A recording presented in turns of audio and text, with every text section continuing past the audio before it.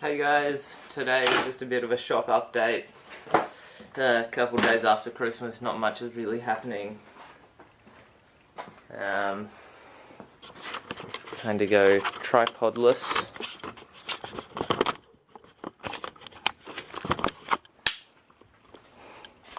So today I'm just going to be putting a couple of handles on a couple of axes I have, so that's what today's video is going to be about.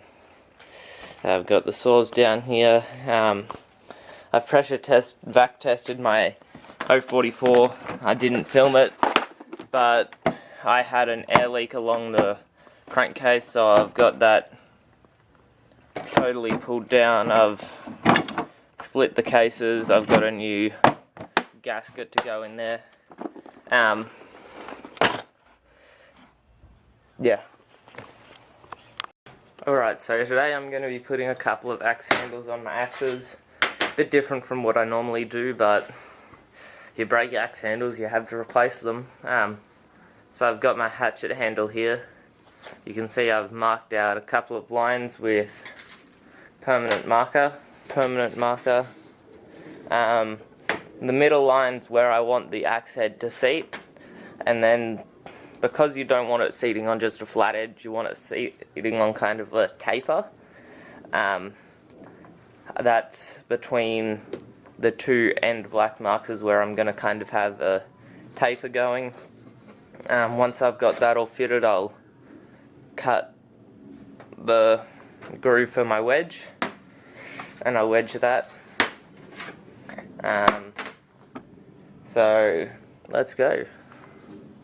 I'll bring you over to the vise and take you through it. Alright, so I've got it marked out. It's actually a pretty close fit already to this little hatchet, so what I'm going to do is go along with a coarse rasp.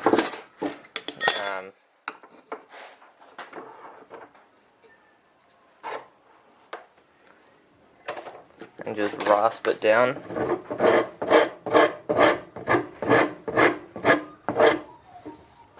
And you might notice I'm actually using the round side of the rasp, because that way, especially when I'm doing the chamfer later, you don't end up with sharp corners, because you don't have a big wide bit contacting. You've got kind of a curvy bit, and you're actually able to roll the rasp as you're rasping.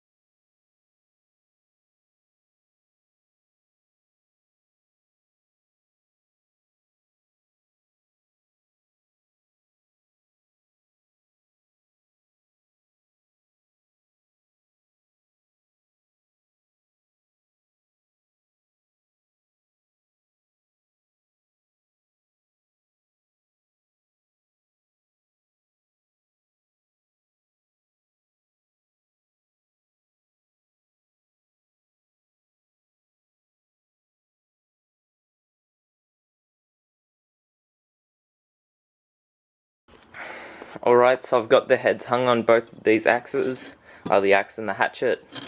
I forgot to film actually hanging the head and wedging it, but basically I just get the head lightly seated, then hold it by the handle and just belt on there with a dead blow hammer, and just keep doing that until the axe head stops going down any further, and you'll get a little bit of curl happening, like you can maybe see there, bit of curl.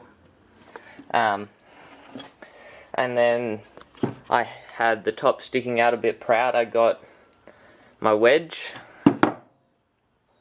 the wedge in there, and then got two little metal step wedges and put those at the angle, and that just helps push it not only sideways but also back to front, so you don't get the head coming loose in either direction. And then I had the wedge and this part already soaked in linseed oil before I hung the head, and then I've just oiled the handle, coat a day for the first week, and then basically a week every week or so for the next couple of weeks, and then just every now and then until they're nice and worn in. I've got my big belter here. I picked up the head for $5 at a swap meet, and yeah, it had been beaten. The blade, the top section there, had actually been chipped out, so I filed that all back down. Took a lot of filing, but it's got a decent edge, so it's good for just splitting stuff now. It's not really a good chopper, but it's a good splitter.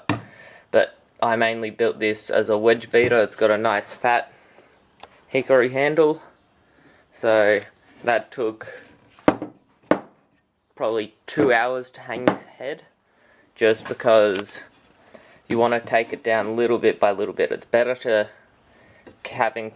keep having to take off more material than taking too much off and ruining the handle. So slow and steady wins the race. Yeah. So again with this one, I put the wedge in and then put a couple of cross wedges, and you should see this appearing in some of my future videos, pounding wedges. So yep, thanks for watching guys. Any questions about these axes, let me know. It's not usually what I do, but thought it was a bit of a change because, you know, cutting firewood you need an axe as well as a chainsaw. So hope you enjoyed it. Subscribe if you haven't already, just helps this channel grow, helps more people see my stuff. So thanks for watching. I figured I'd show you some of the other heads I've hung. So this one was one I actually redid for my dad because someone had done it and they just kind of filed it down to a line, then there was a big step out and up, which you don't want. So I took the head back up and filed that taper into it that I was talking about, then seated the head back down, and then put the wedge back in. I reused part of the old wedge and a couple of step wedges. So there's that one. That's kind of just a beater axe, so it doesn't have to be perfect, but you do still want the head on it well. Here's another axe. This is more of a chopper, and you can see again that nice taper up to the head that I've been talking about. You want that nice taper, and you want the handle, the head sitting down on it. And again, I've got that nice proud top. This is probably one of the nicest jobs I've actually done.